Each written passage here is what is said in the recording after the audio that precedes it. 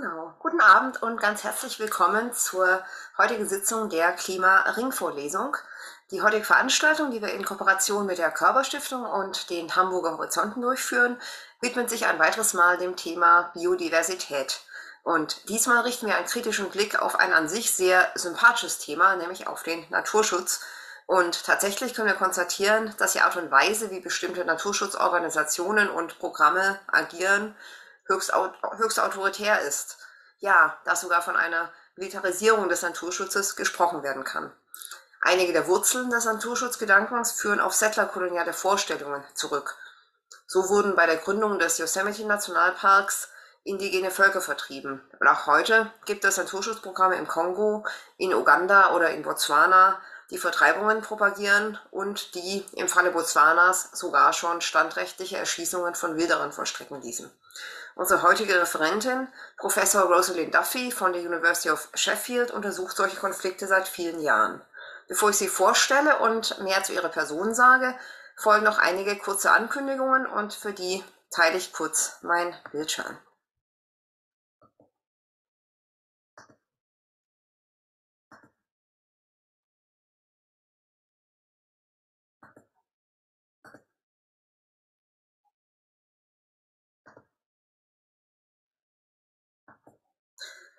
Genau, letzte Woche habe ich schon intensiv dafür geworben, heute sage ich es nochmal.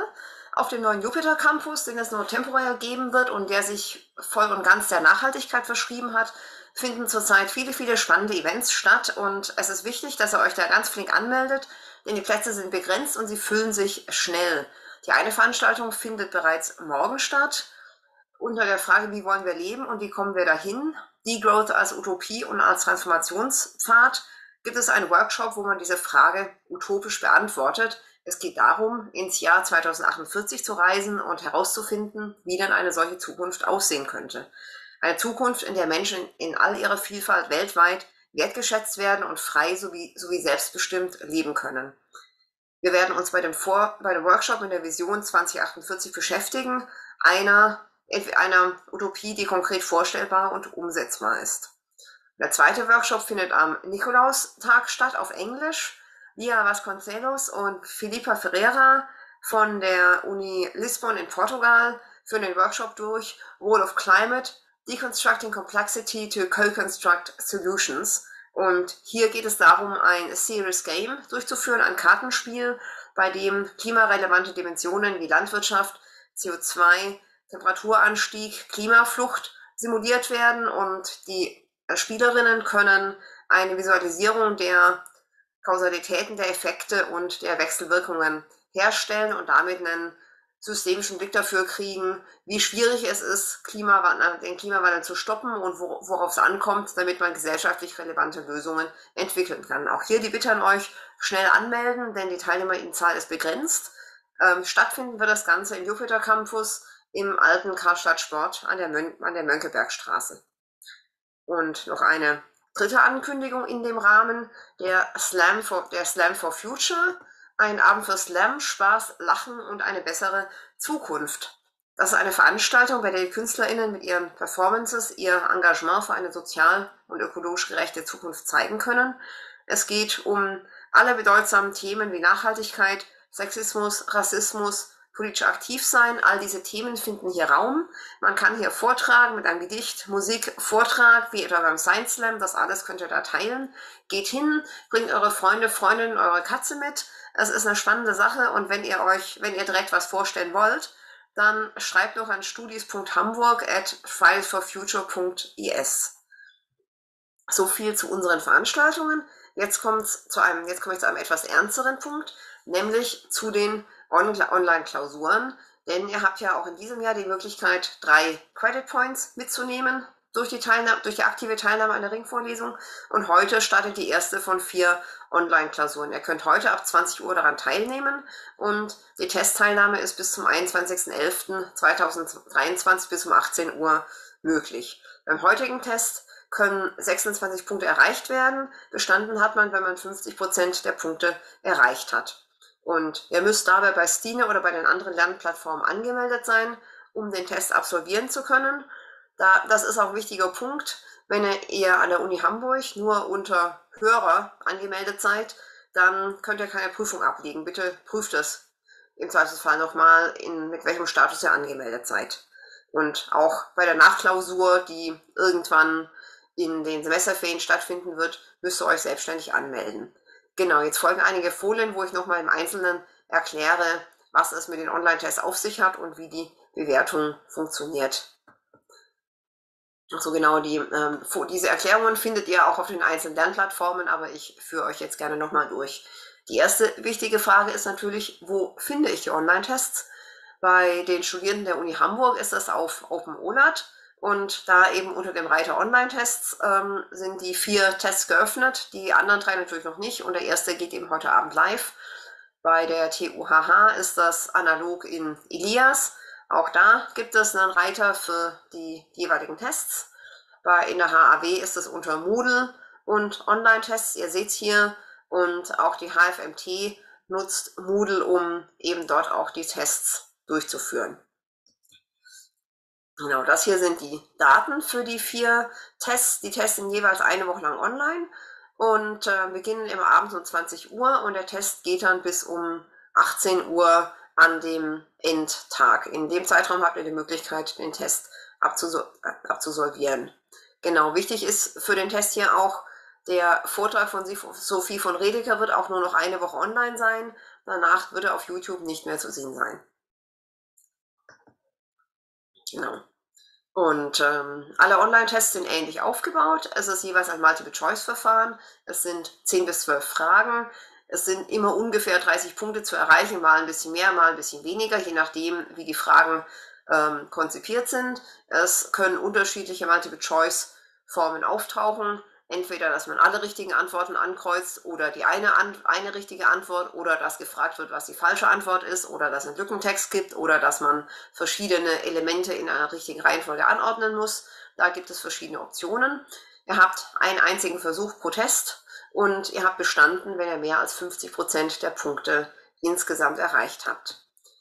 Genau, die Testergebnisse sind nach dem Ablauf der Testphase für 24 Stunden einsehbar. Ihr seht dabei die Punktzahl sowie die eigenen Antworten und die Musterlösungen. Und zum Bestehen des Kurses ist die Gesamtpunktzahl aus allen 4 Online-Tests entscheidend. Das heißt, ihr müsst insgesamt mehr als 50% der maximal möglichen Punkte erreichen. Hier nochmal die Rechnung.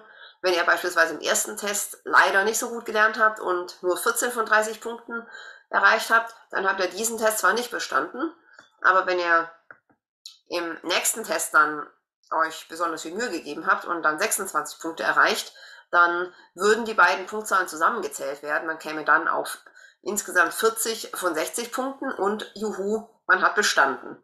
So sieht die Gesamtrechnung für die 4 Tests aus. Ihr müsst insgesamt auf 50% kommen von der Gesamtpunktzahl, um bestanden zu haben. Falls das nicht der Fall ist, dann habt ihr immer noch die Möglichkeit, an einer Nachklausur teilzunehmen, die dann eben Wissen aus allen Vorlesungen umfasst und die dann in den Semesterferien stattfinden wird. Diese Option gibt es dann natürlich auch noch. Genau, hier ist nochmal die Information, was dann im Frühjahr passiert.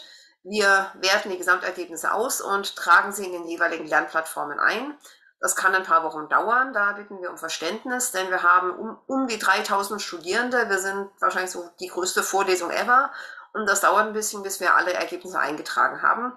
Und danach sind die Ergebnisse in Stine bzw. in all den anderen Lernplattformen einsehbar.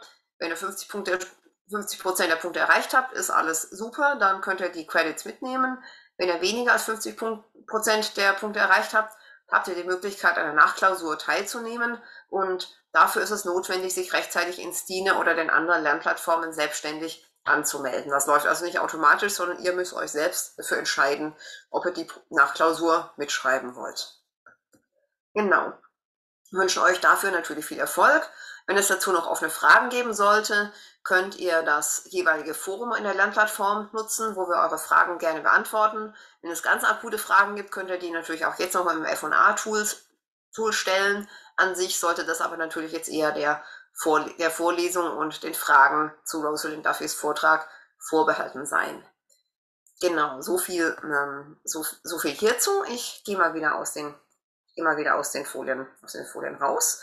Denn jetzt sind wir zurück beim eigentlichen Thema unseres Abends, nämlich beim Vortrag von Rosaleen Duffy. And therefore I'm switching to English to introduce her. Rosaleen Duffy is joining us today from Sheffield with a lecture titled Political Ecologies of Security, Militarization of Conservation. Rosaleen is Chair of International Politics at the University of Sheffield, and in her research she uses a political ecology approach to understand global environmental change.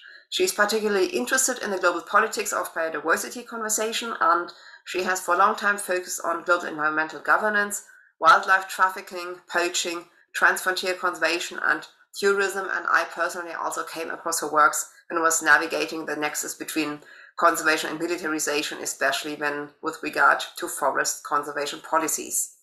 Between 2016 and 2020, she was in charge of an ERC-funded research group, the Biosec project, which investigated how conservation and security concerns are intertwined, especially in tackling illegal wildlife trade. And the group has just published a recent monograph, Security and Conservation: The Politics of Illegal Wildlife Trade, with Yale University Press. And currently, Rosaleen is the PI of a really, really thrilling project, which is, I found the title extremely thrilling because it's labeled Beastly Business Project. And here the research group examines green crime, political ecology, and the drivers and dynamics of illegal wildlife trade in European species such as bears, eels, or songbirds. Because very often we think that illegal wildlife trade is something happening in the global south, but that's not true.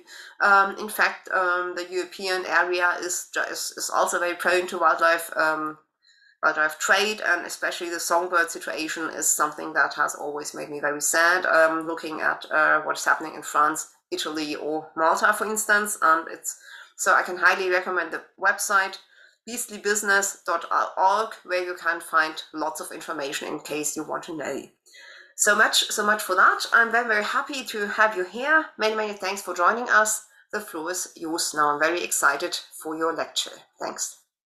Thanks very much, and thanks for the invite as well. I mean, it's really nice actually to be able to talk a bit about the research that I did for the book. So I'm going to talk a bit about the book on security and conservation, and I very much welcome comments, questions, and feedback because I'm still developing the ideas. So I'll just begin sharing my slides, and once they come up, if you can let me know if you can see them.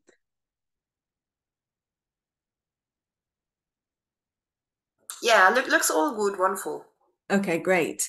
So the first thing to say is actually you set this up really well. Actually, is that illegal wildlife trade is really, really big business, and it has this sort of estimated value of between 7 and 23 billion annually, and the wildlife trade the wildlife trade has two aspects. So it has both the legal and the illegal trade.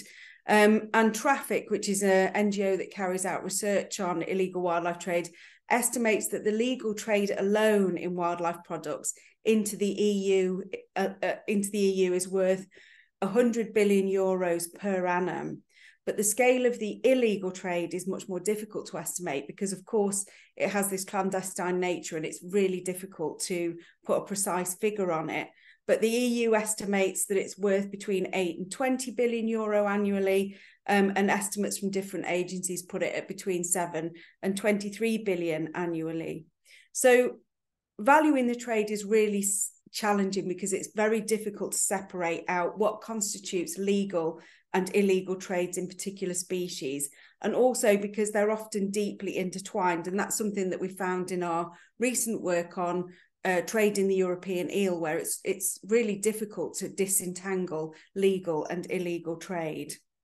And wildlife products as well. I think it's really important to say that wildlife products aren't just about ivory, tiger bone, and rhino horn. Wildlife products are part of our everyday lives for people all around the world. Wildlife products constitute food, clothing, medicines, curios, furniture, ornaments and jewellery. And you'll see from these pictures, which have been provided to me by Meredith Gore, where I'm very grateful for them. These are from US Fish and Wildlife Service. And you can see there's boots, handbags, shoes, and then on the other side, the two little black squares are actually stingray skin earrings. So you can see that actually the wildlife trade is really big business, and it covers lots of different kinds of animals and lots of different kinds of products. So rhino horn and pangolin scales might be used in medicines. Ivory is used in curios and as ornaments. There's also the caviar trade in Europe, plus the trade in birds of prey, both the birds and their eggs, from Scandinavia to Gulf states. The European Union is a major importer of frogs and reptiles from Madagascar and from Vietnam, because they're in such demand for the pet trade in Europe. Or we can think of rosewood being trafficked from Madagascar, which is highly prized for high-end furniture in China. So it's very much a global trade, and it's not confined to Asia and Africa. Europe, for example, is a key site of demand, supply and transit for wildlife products, both legal and illegal. So the sheer scale of the trade, I think, coupled with the low penalties and the low risks of being caught, means it's very attractive to criminal networks. And I'm in no way trying to deny that that's the case. But by 2019, there seemed to be a little bit of good news around slowing rates of poaching for elephants and rhinos. So it seemed that some of the higher profiled cases of species being impacted by illegal wildlife trade were starting to slow down. But then the eruption of COVID-19 in 2020 provided a new impetus to focus on the risks posed by the illegal wildlife trade. So you might remember that at the time when COVID broke out, there were concerns that its origins lay in a wildlife market in Wuhan in China.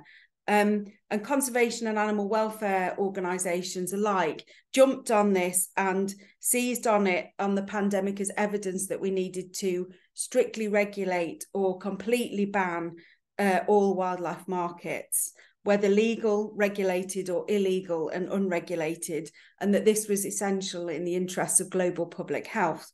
So this forged this new sense of urgency around the illegal wildlife trade. And I think this sense of urgency that's been driven by rises in rates of poaching, concerns about species depletion, and also concerns about global public health have really fed into this sense of urgency that then has slipped into providing an impetus and a logic for integrating conservation and security concerns.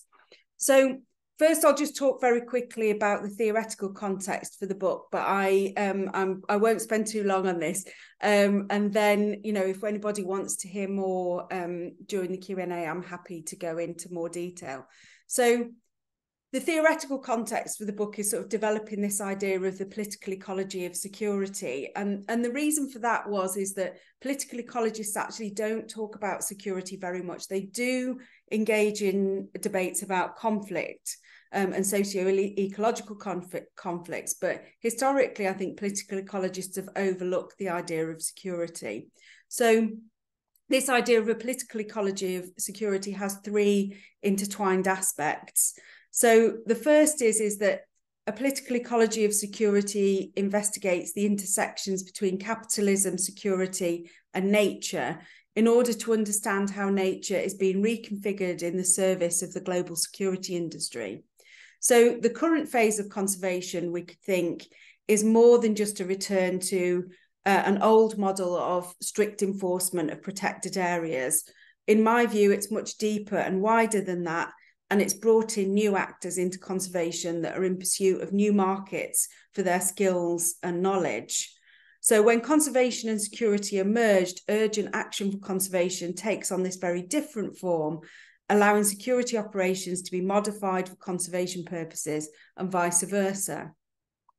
And the second element of this theoretical approach is that a political ecology of security explores how intersectionality shapes the integration of security and conservation. So we see growing engagements between private companies, wildlife conservation NGOs, surveillance and intelligence agencies, militaries, and local communities. And we need to examine the ways that those networks are being developed and built in ways that are attendant to and reveal the dynamics of race, gender, class, and sexual orientation, and then how they're intertwined with capital and security. So I'll talk a little bit later on about private military companies, but there's so much that could be said around military masculinities in the private military company space.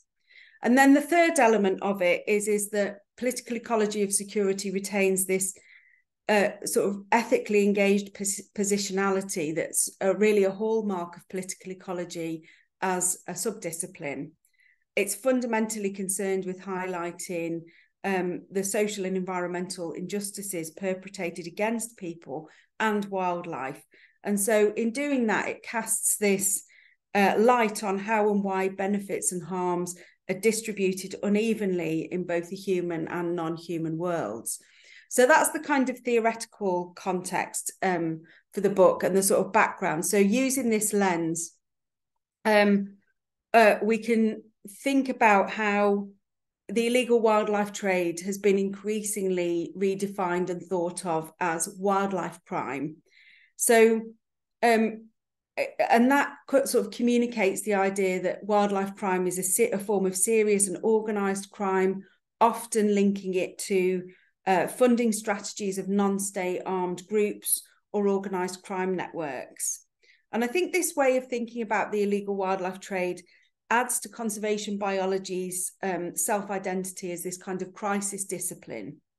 So conservation itself as a discipline and as a practice is sort of constituted by this sense of urgency around a core set of objectives to save species, to prevent extinction and to halt habitat degradation. And I think some of these dilemmas and concerns mirror the challenges that we see in security thinking. So the need to act in a situation of uncertainty or uncertain knowledge and incomplete information. And as part of the sort of post-Cold War period, we also saw the rise of the sort of human security approaches that moved beyond this sense of a narrower sort of state security remit. And I think these shifts have very much played out in strategies to tackle the illegal wildlife trade, especially when we look at how conservationists have started to contract private sector security companies to provide anti-poaching initiatives, but also to provide training, as I'll talk about later. So until now, I think, or until a few years ago, these waves of thinking about security have been confined to threats to the human world, but now they extend very much to the urgent need to save wildlife, to secure ecosystems and biodiversity, as well as contributing to global and local stability. So viewing the illegal wildlife trade through this lens of crime and security, I think, has led to this enforcement first approach, which I've worked on with Francis Massey, who's part of the BioSec team.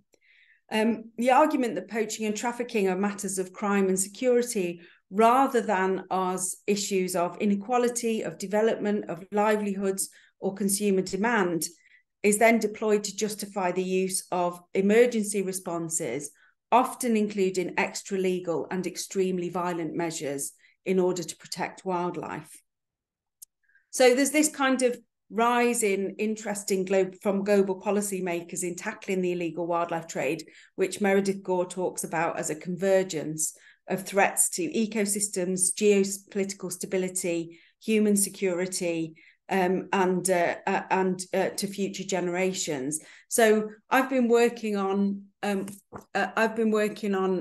illegal wildlife trade for a really long time, and I can remember a point at which illegal wildlife trade was not really an issue that was taken very seriously in global policy making circles, and it was actually very difficult to get any kind of interest or traction from any powerful actors.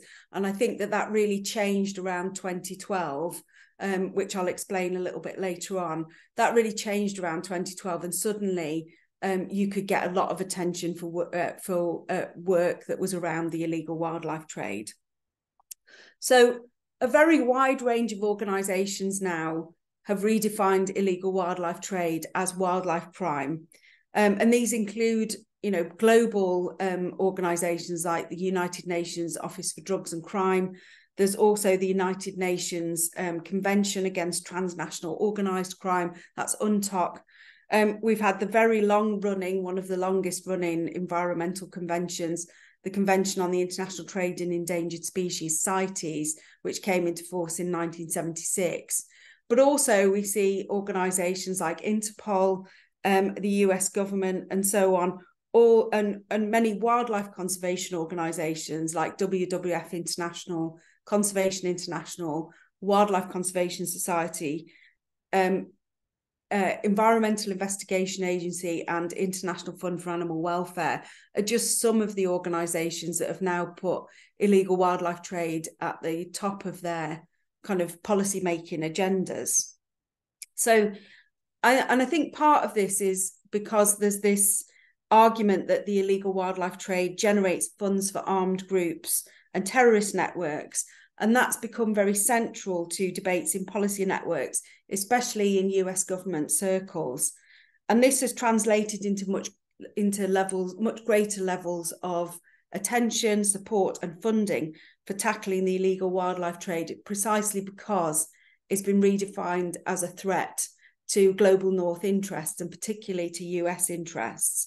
So, we can rewind to 10 years ago in 2013.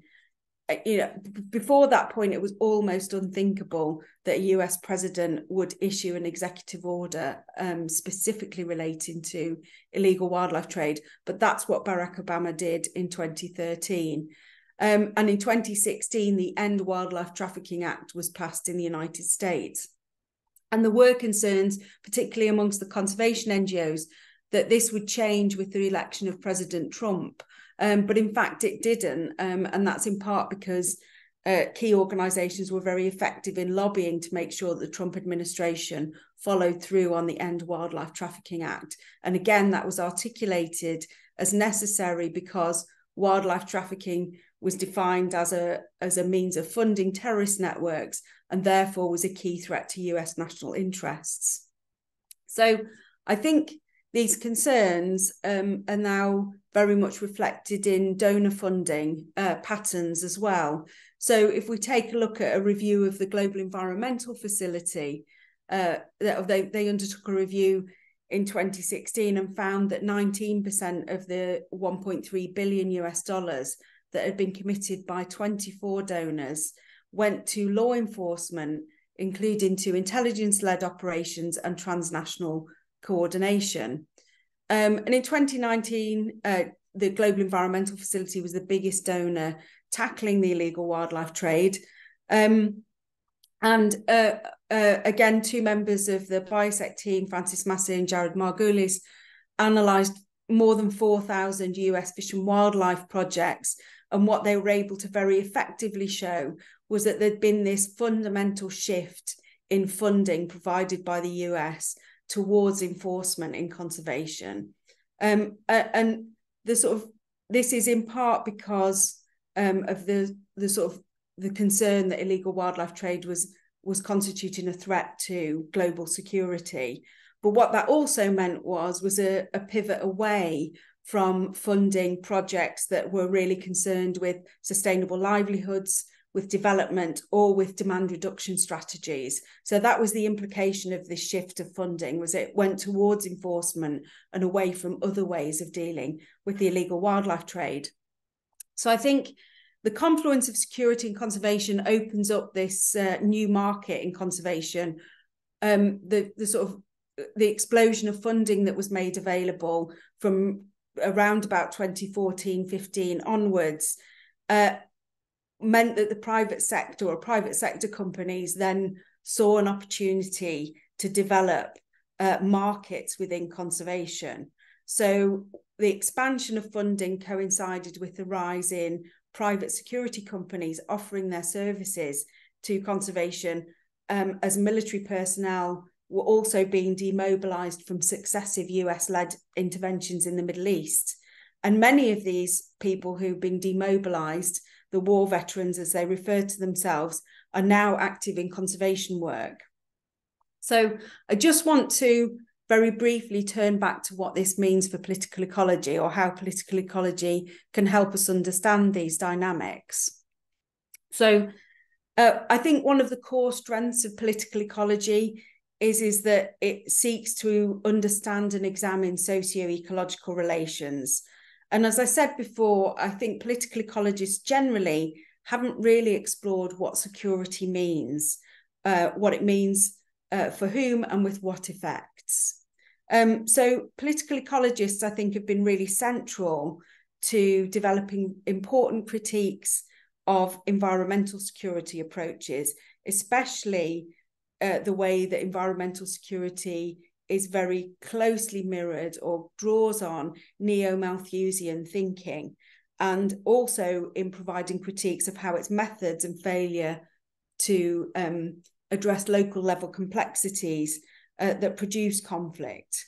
So political ecologists, I think, then have examined the interplay between resources, conflict, and environmental change, and then highlighted these growing intersections between the environment and the military. And they've also examined resource conflicts, although not really going into the broader debates from peace and conflict studies. And I think political ecologists have also had a focus on marginalised peoples, and with this kind of very clear potential to intersect with human security approaches of thinking. But I think that hasn't really been fully realised, and political ecologists could do more to develop how we think about global security. So that's why I think that developing the idea of a political ecology of security is really important for these kind of sets of three reasons. I think it reveals how conservation and security are mutually shaping each other's knowledges and practices, and the convergence of conservation and security is also restructuring human relationships with the environment and relations between wildlife and their environment. Secondly, the integration of conservation with security, I think one of the most significant shifts is that it means that it kind of changes present conservation practices, and it also shapes what conservation can and cannot do in the future. So the new security-oriented approach, for example, opens up new partnerships with private military companies, with weapons manufacturers, intelligence services, and technology companies or surveillance technology companies.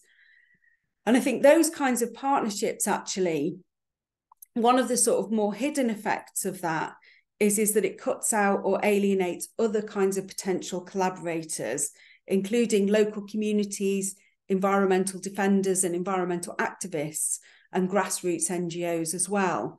So these kinds of partnerships that with more of the sort of military, security and intelligence sector can also kind of mitigate against conservation solutions that are not anchored in security, but rather in addressing inequality, in sustainable livelihoods and demand reduction instead. So, and the third one, also I think very significant, and why it's important for political ecologists to engage with these debates, is that taking this very security-oriented approach to understanding the illegal wildlife trade ultimately isn't going to solve the problem of species losses. It might produce a few positive results in very specific locations in the shorter term. But these achievements, I think, are counted using very narrowly defined measures of success. So the measures of success typically tend to be numbers of arrests, seizures of illicit goods, or reductions in rates of poaching. But I think ultimately any claim to success of this kind of anti-poaching approach has to encompass the ripple effects of these strategies in local and international arenas. So you know, it's not enough to say we reduced poaching by X amount each year if what you've also done is had so many arrests or there's been clear human rights abuses, or that people have been excluded or treated violently by conservation authorities. For me, all of those indicators need to be included before anyone can claim that what they've done is a success story. So what I'm going to do for the final part is talk about private military companies and the growing number of them that are operating in anti-poaching spaces. And I developed this much more fully in chapter 7 of the book, alongside a theme of how animal labour is increasingly also used in tackling illegal wildlife trade. So there are examples like the use of trained bamboo rats and dogs being brought in to kind of sniff out wildlife products. And also the role of arms companies in training and selling the conservation dogs that are used in anti-poaching operations and as sniffer dogs as well. So if I look at private military companies, for example, I think the expansion of the private military sector and security operators in conservation has accelerated as a result of a convergence of different factors. And I've already alluded to a few of those. So there's been the availability of demobilized military personnel from interventions in the Middle East. And there are several examples of companies that are staffed by war veterans from interventions in Afghanistan and Iraq, who are all offering their skills to the conservation sector. And these include VETPOR, which stands for Veterans Empowered to Protect African Wildlife. There's also Maisha Consulting, and there's the International Anti-Poaching Foundation and Chengeta Wildlife, amongst many, many others. And I think they encourage particular ways of thinking about conservation, which can be much more oriented towards their own worldviews, their own kind of military worldviews, than those may not match those of local communities or of national governments. So this includes categorizing types of people or groups as enemies, as well as areas or things to be defended. So that kind of very black and white thinking of the enemy is X group and the thing I need to defend is this set of animals. And I think it's really important for me to say as well that this isn't a brand new development. Conservation actually has a very long record of cooperating with military organisations and of using private military companies and intelligence services to develop conservation policies. So, for example, in the 1990s, there was a really high-profile scandal about the use of private intelligence and security organisation called KAS Enterprises by WWF International. And KAS Enterprises was involved in a series of sting operations around rhino horn trading. So conservation, I think, mirrors the sort of wider developments in the security sector more broadly, which has seen the expansion of private military companies offering a range of services, from being bodyguards to offering protection to humanitarian assistance operations, and also to the protection of oil platforms as well. So the development of private military companies in conservation is part of a much wider shift and a much wider backdrop of the use of private military companies to take over all sorts of different roles that were once provided by state-level organisations. So very high-profile examples include Eric Prince's Blackwater, which was later called Academy, but there are loads more out there. I think the privatisation of security and contracting out of roles that are normally filled by national armies became much more common and became normalised following US-led interventions in Iraq and Afghanistan. So the wider dynamic of this privatisation of security has also shaped conservation practice, as these new companies have sought to open new markets for their skills and services. And then this search was met with this apparent need for security services in conservation, as conservationists started to express concerns that wildlife crime, poaching, insecurity constituted key and rising threats to some of the world's most iconic species. And one of the things I was interested in was to work out, why do individuals shift from the military into conservation? And I think it's really important to see this as part of a wider career path for some individuals. Once they've left the military, there are several options. They can take more mainstream and lucrative contracts for big name private military companies, but they can also engage in conservation. And to begin with, I thought, well, they're probably in it for the money. But actually, the reasons provided by those engaged in private military company training and provision of anti-poaching services was much more complex and much richer than that. So one private sector contractor engaged in training US military veterans in conservation pointed out that they do have commitments to wildlife and they could easily earn far more in the private military sector. So what he said was, on average, our veterans, the guys and girls that go out on the ground and do this work, they could go and be working for Blackwater or Triple Canopy. They could go and be working for them in Afghanistan and making $500 or $600 a day, not counting the per diem. But a lot of our guys and girls on the ground, they volunteer their time and they're not even getting paid. So while conservation can be one career avenue, I think it's really important to note that for many of the ex-military who do join it, it is actually because they have a genuine commitment to wildlife and because they feel that their skills, including this kind of can-do attitude that they have, can actually be of use in providing anti-poaching training or in providing anti-poaching operations. And one war veteran who I spoke to, who now works in conservation, explained that he had actually watched a documentary on CNN, which had showed this now infamous footage of a rhino that had had its horn removed and was bleeding to death.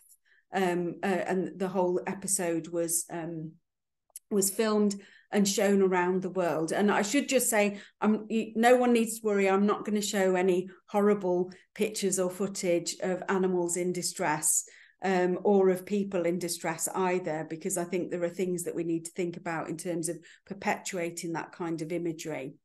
But what I wanted to go back to was, this quote, which I think is very telling from the private military trainer that I talked to. And he described how all of my emotions from war that I had stuck into a jar, screwed on tight as I could, super glued it shut, that rhino, that elephant, and that whole documentary, I cried for like a week. However, as soon as he'd said this, he recognised that feeling such an intense response, a need to do something immediately to save these animals, was not necessarily the best motivation, and that had actually led to some mistakes and challenges for his organisation when he first set it up. So he emphasised that several years on, he had learned from that early experience and from the challenges that they'd faced. And now his organisation doesn't accept trainees that describe their motivations in this way, because they still need to address the deep emotional effects of their experiences in warfare. But I think as well, what's really telling is that recruits can be attracted to conservation because the work they think can have a positive impact on their mental health. So VetPaw, for example, explicitly states that conservation work can help veterans come to terms with post-traumatic stress disorder following their combat experience. So the director of one private military organisation, a US veteran who'd served in Iraq, was proud that their conservation work could have very beneficial mental health effects for their staff. And so he commented that it was really beautiful. They are saving the animals, but the animals are also saving them. So this sense that wildlife and Africa in particular is conjured up as having this sort of healing and regenerative effects, the sort of regenerative effect of being in an African context, was very much cited as a positive impact on mental health for those who'd made the shift to conservation following combat experience. So the question might be then, what's the problem with any of this? And I think that one of the key problems that we can point to if we use a political ecology lens is that the expansion of private military companies operating in conservation, particularly in Africa, has generated real concerns about highly variable practice and professionalism and highly variable forms of oversight. So despite the proliferation of these organisations, there's no common code of practice or set of guidelines against which they can be benchmarked. Much could be learned from the humanitarian sector, especially since they also often work with military actors in areas of armed conflict, and they operate under intense pressure and face threats from armed groups. So that was often an argument that was put to me. What else are we supposed to do except for turn to military or security type approaches when we're facing armed groups and our conservation staff are under threat? But what we could do is we could learn from the International Committee of the Red Cross, for example, which has drawn up guidelines for those engaged in security and protection work for humanitarian and human rights actors in areas of armed conflicts. But no such guidelines exist for conservation. And the sort of variability and quality of the groups operating in conservation means that some of the longer established groups have sought to establish themselves or distance themselves from other companies or individuals in order to protect their reputations. You know, in short, as one private military trainer put it, some operators worry that they will get a bad name, that the bad practices carried out by other organisations will come back and reflect poorly on them. So one representative of a conservation organisation which trains and deploys veterans expressed their concerns that there were now so many of these kinds of organisations being established by US war veterans with little or no regulation or oversight from either the US government or from the governments of the country that they operate in. And this was leading to a really variable quality of work and types of practices. And in that organisation, the recruits were very carefully vetted and they underwent a very rigorous and intensive 3-week mental and physical training programme. And only a very small proportion of people who put themselves forward or applied were ever able to work on the ground.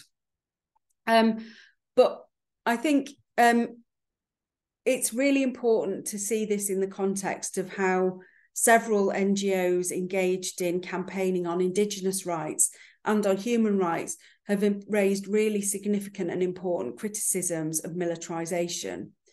So since 2015, Survival International has run a campaign entitled Stop the Con about the abuses by conservation authorities in India, Cameroon and Central African Republic. And also Rainforest Foundation UK have also produced several reports on the abuses of forest peoples in the Congo Basin at the hands of government conservation agencies and conservation NGOs. And again, you know, I think it's really, it's been a really positive step that these kinds of organisations have got involved in campaigning around conservation, because again, I can remember a time not that long ago that actually trying to get human rights organisations or Indigenous rights organisations engaged in conversations about the sort of abuses that we saw in conservation was really, really difficult. But I think one of the turning points actually was the now very well-known and high-profile report by BuzzFeed in 2019. They did a lot of in-depth research in Nepal and in India and in Congo Basin around human rights abuses perpetrated by conservation authorities. And they did a year-long investigation into human rights abuses by rangers employed or trained by WWF in Chitwan National Park in Nepal and in Kaziranga National Park in India, and across several examples in Africa. And in drawing attention to these abuses in conservation, it's really important using a political ecology lens that it builds on and retains political ecology's ethically engaged positionality, it's really important to highlight how and why benefits and harms have been unevenly distributed, and how conservation can be implicated in producing injustices on the ground. Oh, so I'll go back to that one. So just to wrap up, is that the rising rates of poaching from some of the world's most iconic species from around about 2008 really catapulted tackling the illegal wildlife trade to the forefront of global debates about biodiversity conservation and the effects of environmental change. And I think there were genuine concerns about poaching and trafficking, that this could drive some species to extinction. But then that fear also combined very powerfully with the fears of governments, donors, and international organisations about threats to global stability in the arena of tackling the illegal wildlife trade. These threats were then very clearly presented as armed groups and organised crime networks. And particularly, there was a very high-profile report in 2012 that made a claim that Elephant Action League has now had to retract or modify, that Al-Shabaab was funded by ivory trading. But the evidence base was really thin. It was based on a comment from one trader on the coast in Somalia who said sometimes they dealt with Al-Shabaab and sometimes they dealt with ivory. But from that, they extrapolated out in their report that Al-Shabaab was funded by ivory trafficking. And this sort of combined powerfully with sort of fears of sort of global north governments particularly. So using a political ecology of security lens then allows us to tease out these intersections between capital, nature and security, I think. So political ecology's long history of drawing attention to the socio-ecological struggles of marginalised communities also highlights the underlying racism, ongoing effects of colonialism that are there in many security-oriented strategies to tackle illegal wildlife trade. And I said, you know, right at the beginning that it's really important as well to place this in international context of donors and of how donors and funding operates. What's debated and decided at an international level is very much led by and shaped by mainstream conservation NGOs like WWF or Wildlife Conservation Strategy, Wildlife Conservation Society, but they're not shaped and informed by the people who live with wildlife, so the people on the ground. And I think this is really important because there are real power asymmetries that shape the everyday experiences of people engaged in both the enforcement of conservation. So if we think of the labour relations around anti-poaching for rangers, and also it powerfully shapes the everyday lives of those who live with the negative effects of that enforcement, but also have to live with the pressures and sometimes co-optation by trafficking networks as well. So I think this leads to a variety of different outcomes, including co-optation, enhanced surveillance and control of people and communities, exclusion, and ultimately it can also lead to or act as a justificatory framework for the use of deadly violence against people who live with wildlife. And none of these approaches really do anything to tackle the structural drivers of the illegal wildlife trade or of biodiversity losses. Instead, what it does, I think, is it allows for a few animals in specific places here and there to be protected, but it does absolutely nothing to stem ongoing biodiversity losses produced by those structural drivers. And so I'll leave it there, and I'm very happy to take questions and comments.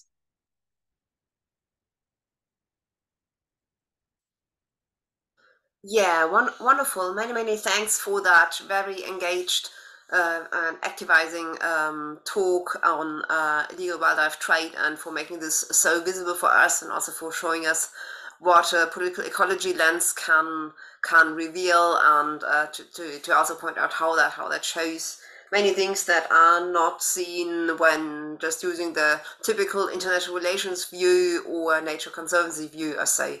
I think that's very important to also get a grasp of how political ecology is working. I'm saying that because in Germany, political ecology is still not so common. We don't have professorships for that, and it sits in the middle, in the middle between all different disciplines. So that's quite a difference between the UK and Germany. So yeah.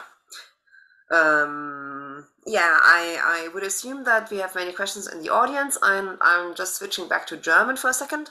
Genau, wir haben gerade mitgekriegt, wie wichtig eine politische Ökologie-Perspektive ist, um zu sehen, wie man über illegalen Handel mit Tieren sprechen kann, auch was Militarisierung bedeutet, wie auch Männlichkeit da ins Spiel kommt und auch was so für Nexus besteht zwischen Veteranen und Söldnern und militarisierten Naturschützern. Das sind wichtige und provokative Themen.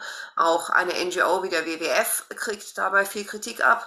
Ich kann mir gut vorstellen, dass es viele Fragen gibt. Einerseits aus dem Zuschauerraum, in dem ich heute erkältungsbedingt, man hört es ja, nicht sein kann, und andererseits natürlich auch aus dem Zoom-Raum, und alle, die per Zoom zuhören, möchte ich bitten, über das F&A-Tool Fragen zu stellen, und wer im Audimax sitzt, der kann sich an Jolene wenden, die mit dem Mikrofon rumlaufen wird, und dann könnt ihr auch Fragen über das Saalmikro stellen. Ihr könnt die Fragen auf Englisch oder auf Deutsch stellen, wie es euch passt. Im Zweifelsfall übersetzen wir sie einfach für euch.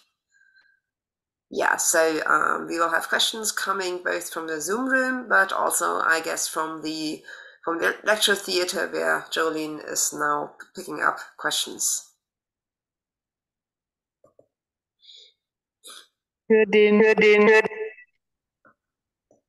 Okay, nochmal einen kurzen Hinweis für den zweiten Online-Test. Ab jetzt werden auch Fragen, die ihr übers F&A-Tool stellt, in die Online-Tests gepackt. Also passt gut auf. Ja, ein ganz wichtiger Punkt. Genau, wir kamen darauf, weil wir feststellen, dass es oft sehr, sehr interessante Fragen sind, die gestellt werden. Und weil wir denken, das ist natürlich ein Aspekt, der eben auch zeigt, dass nicht nur der Vortrag eine Bedeutung spielt, sondern dass eben auch die Diskussionskultur ein wichtiger Aspekt ist.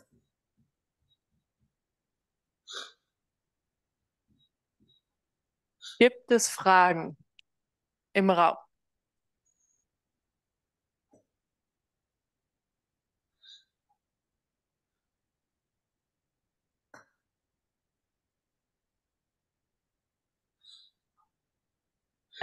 Also wir haben eine Frage aus dem Zoom-Chat. There's a question from Zoom. If you can earn 10,000 euros by poaching, as given shooting a rhino and selling its horn, in only one risky operation, and your alternative is basically only farming with a potential yearly surplus of 1,000 euro, it's not too difficult to understand why poaching exists. How can you effectively decrease the benefit of poaching then? Okay, do you want me to answer each question as they come in? No, you can just answer right away if you want. Great. Yeah, that's a really good question. Thank you. Yeah, you're right. For a lot of people, there's, it's a trade-off between one successful operation and, working a lot for very little money. And so you can understand how people get drawn into the poaching economy. And Annette Hubschler at the University of Cape Town, and also Nisia Giver at the University of Eduardo Mondlane in Mozambique, have written really good studies on this kind of economy of poaching and how people get drawn in. But I think there's another kind of layer to that, and that sometimes it isn't just about a stark trade-off between a sort of a stark economic trade-off. Sometimes we see that communities are actually being pressured by much better or well-funded armed trafficking networks. They're being pressured into engaging in poaching, or their families may feel pressured or threatened as well. So there's a whole other layer in there as well. It isn't necessarily just a simple economic set of decisions around this, but I think that is one of the things that's missed by focusing on illegal wildlife trade is a security issue. and a matter of just better law enforcement or heavier handed law enforcement is that unless you address those structural economic drivers, you are always going to find people who will get drawn into the poaching economy, often at great risk to themselves. I mean, we know how many rangers die, but we don't know how many poachers are killed, or how many people who are engaged in poaching get killed in national parks around the world or in protected areas around the world. Figures aren't collected on those deaths, which actually tells you a lot about how the conservation community globally values those people. And we need to remember that these are people who have families, relationships, friends back in their home, and some of them, when they're killed in anti-poaching operations, the family never get the body in order to hold a funeral. Or they may not even know what's happened to their family member or their friend. So there's an enormous cost to this, an enormous human cost. And I think that that's often missed by this sort of security-oriented approach.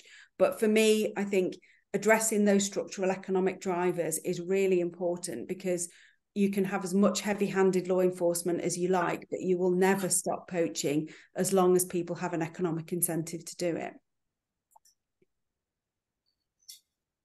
Thanks for your input. I also was wondering on the topic of the actors or the process that goes into political ecology. So you named a few actors of political ecology, for example, the NGOs, but I was wondering, how do discussions on the topic take place? How are the measures implemented, and how do the successes finally show? Maybe you could also give an example. Okay. Yeah, again, that's a really good question. I think so if I confine my answer to conservation NGOs, very much the nature of the discussion does depend on the type of NGO. So in the talk, I was focusing mainly on the sort of really big mainstream conservation NGOs like WWF International, which is separate from each of the national organisations, which all have different views, and Wildlife Conservation Society, Conservation International. And I think these bigger organisations have been very much entranced by the idea of thinking about illegal wildlife trade as wildlife crime, in part because it drives funding their way. So within those organisations, there are people who express concern about militarisation of conservation, but outwardly the organisations are very much in favour of it. And in fact, there have been several people who've told me that they've been told to told to kind of talk up the security angle and the wildlife crime angle, because it is good for driving funds and donations towards them. It's a way of getting attention, and it's a way of getting funding. So those kinds of dynamics are in play whenever there's a discussion of how to tackle the illegal wildlife trade. So if I can give an example, for several years, I sat on the UK's advisory board for the UK Fund for tackling the illegal wildlife trade. And what was very clear, and I made it very clear to the civil servants who were in charge of it, what was very clear was that there were certain kinds of organisations who were very good at articulating things like theories of change, which appeal very much to Western donors and to Western academic ways of thinking. So if you do action X, there will be an outcome Y. So if we have more law enforcement, or if we have more training in the courts, we will have more arrests, and that will lead to a decline in poaching. And so each application had this theory of change attached to it, which, from my view, was kind of crystal ball gazing, because it was about, if we do this, then that will happen. But we have no idea that that would happen. There wasn't for me a clear pathway from one action to a particular outcome.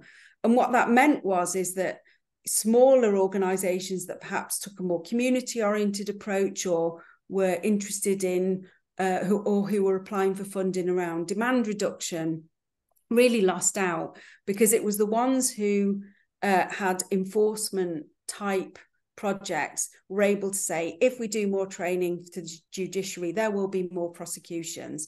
Whereas demand reduction takes years to change people's views about what they should and shouldn't consume. and sustainable livelihoods also takes years, and it's much more difficult to show indicators of success. So those kinds of projects tended to lose out. And in my own analysis of the funds provided by that fund, it shows a really big chunk of the funding went towards enforcement.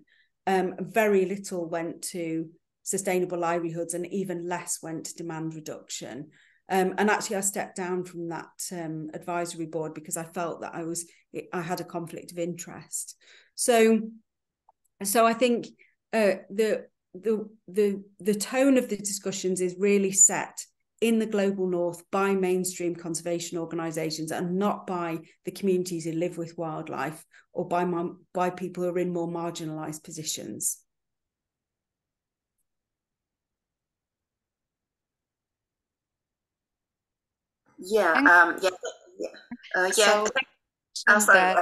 Most of measures appeal to like the Western way of dealing with such issues. So I was wondering, how can conservation take place in cooperation with local communities, or the more sustainable way? Yeah, so I think, again, that's something that I'm really passionate about. I think that the security-oriented approach, the enforcement-led approach, really does speak to and interlink with the interests of those in the global north. And actually, I think conservationists, particularly those in the big conservation NGOs, need to be much more humble about what they know and what they don't know. And actually working in tandem with organisations like private military companies, or with the national military of a country, or with police and enforcement, it actually can prevent developing those really productive relationships with local communities, because in many instances, local communities can see the state, military actors and police actors as hostile groups that may have had a very long history of state repression against their community. And so therefore they're not going to trust a conservation organisation that works with those actors.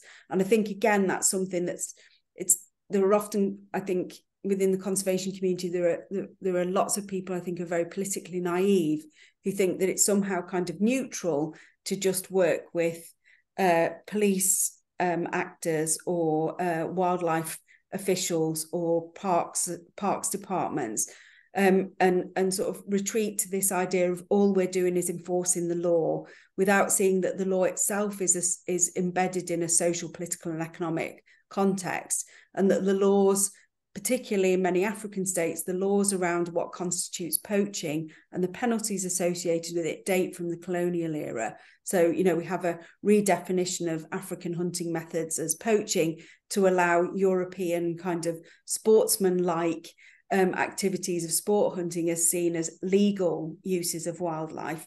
So that sort of root of the law around anti-poaching is often not addressed.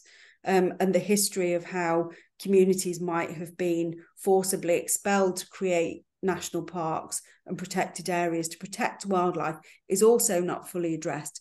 So I think this sort of push towards using security-oriented approaches actually prevents those kinds of really constructive relationships with local communities, or it can prevent those kinds of really constructive relationships with local communities.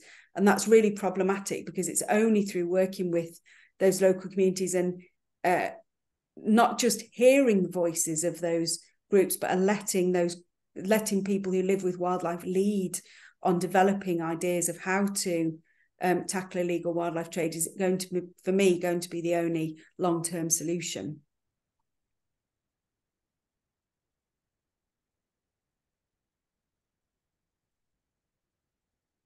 Do we have further questions? Thank you.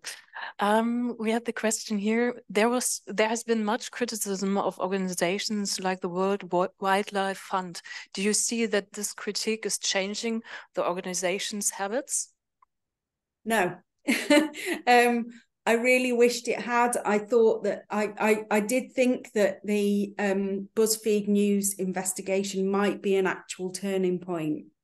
I hoped that it would be.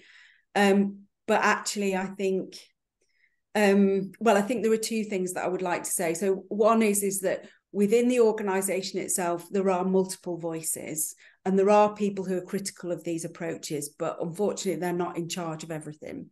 The more powerful actors within those organisations, I think, believe that this is the right way. You know, they have bought into the idea that local communities are the enemy, that they're the threat to wildlife, without seeing the much broader landscape that actually produces biodiversity losses. So you will never get WWF talking about the role of global capitalism in driving biodiversity losses.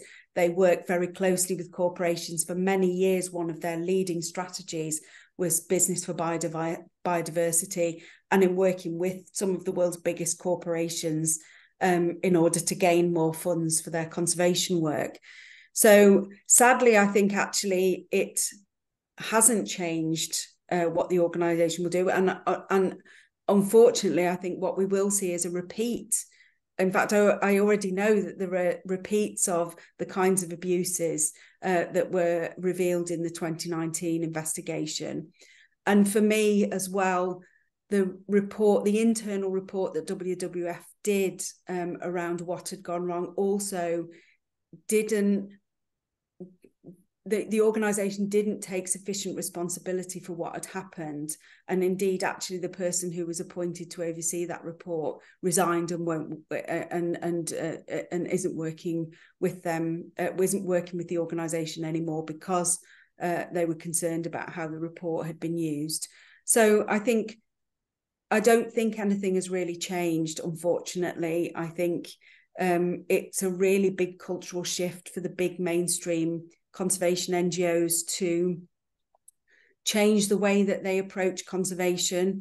And as long as they maintain these really strong links with some of the world's most powerful actors, corporations, national governments, then it is actually going to prevent them from making those more productive and constructive relationships. I think for me, it's lip service towards caring about human rights, caring about Indigenous perspectives. You know, every time I see a campaign from the mainstream organisations that repeats that, I'm very, very sceptical.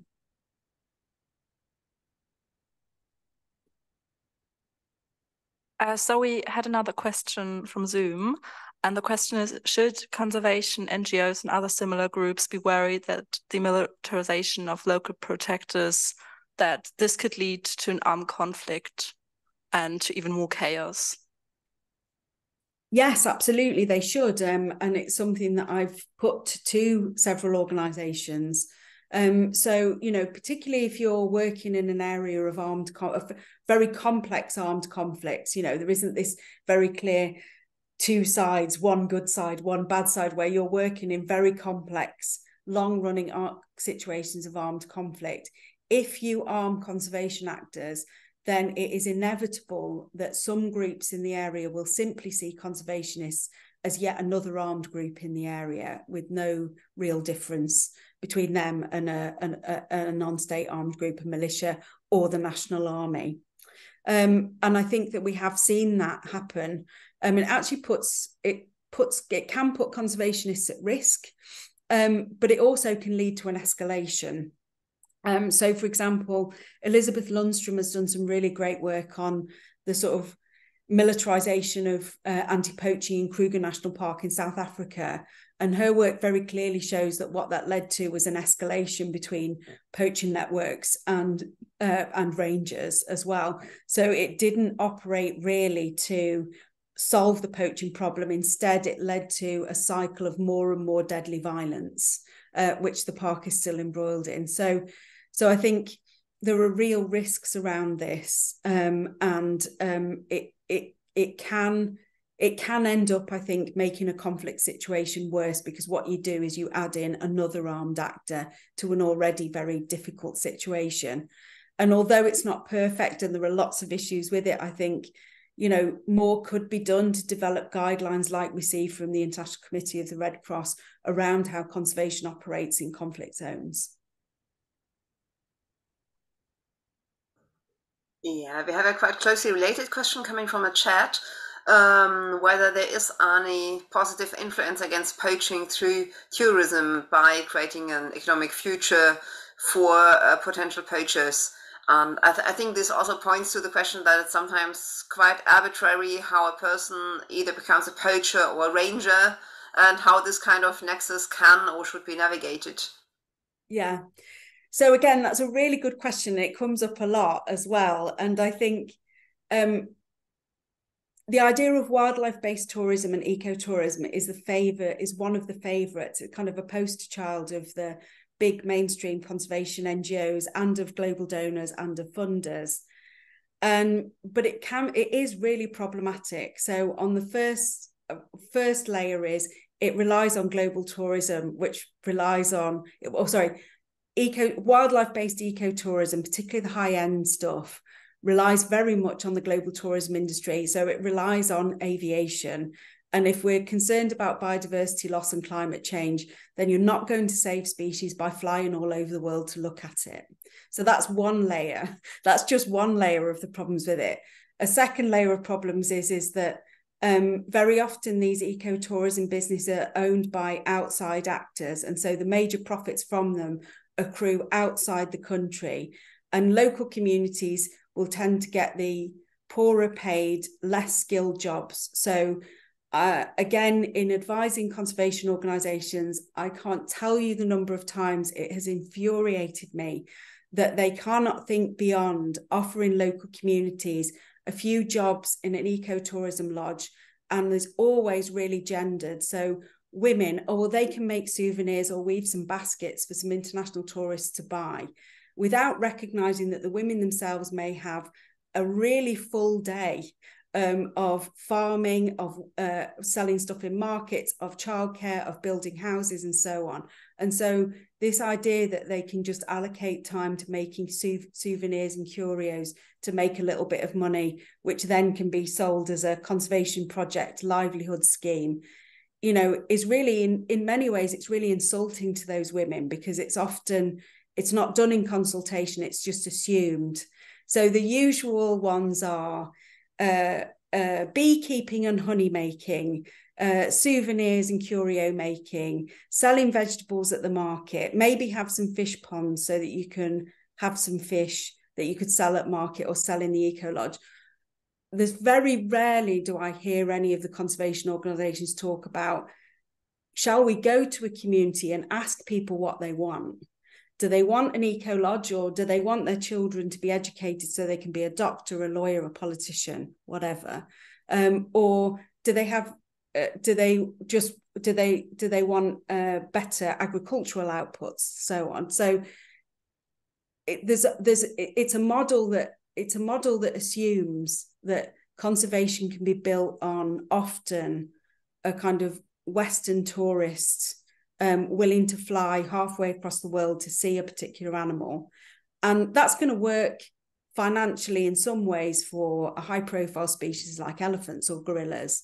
But, illegal wildlife trade happens for stingrays, for amphibians, for lizards, and people are not going to fly halfway across the world, and nor should they, just to see a lizard or an amphibian. They might do it for a gorilla once in their life, twice in their life, but they're not going to do it for the smaller animals. So for me, it isn't a solution. That's a solution that's offered that really just relies on the very dynamics of global capitalism that's driving biodiversity loss in the first place. So for me, ecotourism or wildlife-based tourism isn't really an adequate solution. And it's not one that's really anchored in what local communities want either. Oh my God. So we have time for one last question. Okay.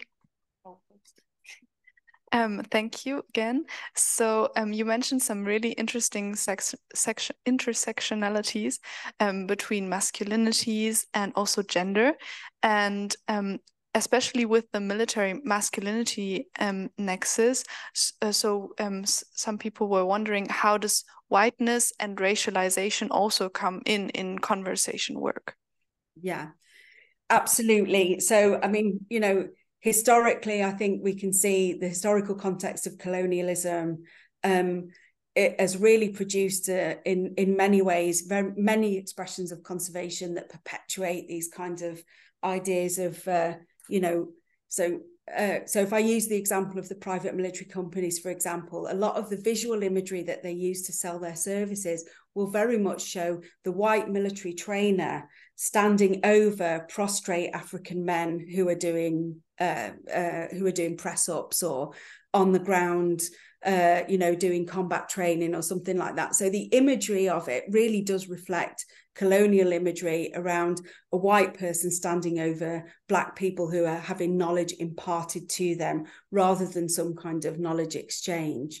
And the kind of gendered aspects of it as well are that very often, not exclusively, but very often, the sort of hard-end military training is done by white men, and the fluffy community stuff is dealt with by women in conservation. So women in conservation do community stuff, but the men do the real stuff. Those are the kinds of narratives that I'm often very much exposed to. Now, one that actually breaks that a little bit, but not in unproblematic ways, is that there's a great deal of focus on these couple of units now, one in South Africa and one in Zimbabwe, of all women anti-poaching units. That are trained by white men from outside Africa. So one is Akashinga, based in Zimbabwe, and the other is the Black Mambas, based in South Africa. And again, I think those are very problematic as well, because of the way that the women are portrayed as part of these initiatives. So there's a sort of within the Akashinga one, for example. There's the women are required to be vegan. So again, there's a kind of a sense of control over what women can and cannot do by a white military trainer, for example. So I think there are really complex stories around this, but very often what we see is a sort of a mirroring of very old colonial tropes about African men, about white Western men, and about the role of women. And again, if I go back to my answer about ecotourism, you can see the gendered aspects of that, where women can be cleaners, cooks, souvenir makers, basket weavers, but they can't be CEOs of a tourism business. And so we see these kinds of tropes trotted out over and over again. And I'm very often struck by the way that white military trainers very much do present themselves as this kind of raw, I'm a big powerful man, and they're very often pictured with weapons or standing over their trainees. And certainly in researching the book, that's something that I felt very strongly as well, as a woman going to interview these people and interview members of the military as well, is that it was a very gendered space, and it was one that I was profoundly uncomfortable in, because of the sort of military logics that I was being exposed to, but also because of the gendered implication, the gendered dynamics of interviewing people and thinking through those sort of military masculinities as well. So I'm not sure I've answered that question really very well, but I think those are certainly there, and I think we need to be attendant to them in lots of the work that we do, but particularly around the visual imagery that's used around anti-poaching training. Yeah, Rosaleen, we are very, very thankful for also not only for the talk, but also for the Q&A, because you pictured so vividly how these ecotourism schemes or anti-poaching schemes are somehow pervaded still by colonial notions or by problematic gender layers. So it was really, really good to get these insights, even though it's not the most optimistic story. But I think it's very important to know, very important to create this sense of awareness. How Nature Conservancy works in so many problematic ways, and to be sure of that, because I mean it's Christmas season again, and we will see all these stalls by World Wildlife Fund advertising for the panda bear and any other fluffy creatures. And I think especially in that context, it's very important that you created this sense of critical awareness, and we are very, very thankful to have you here for the talk, and both for that very deep felt and in that Q&A.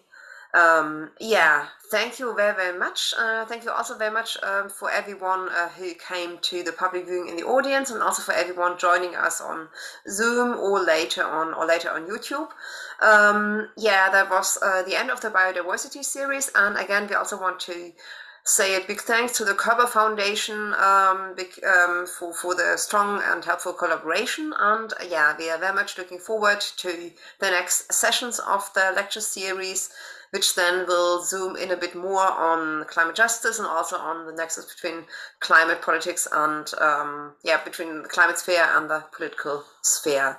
Rosaleen, many thanks for joining us, and have a nice evening. And yeah, hope to see you again, maybe in person, maybe somewhere in Sheffield. Yeah, have a good time.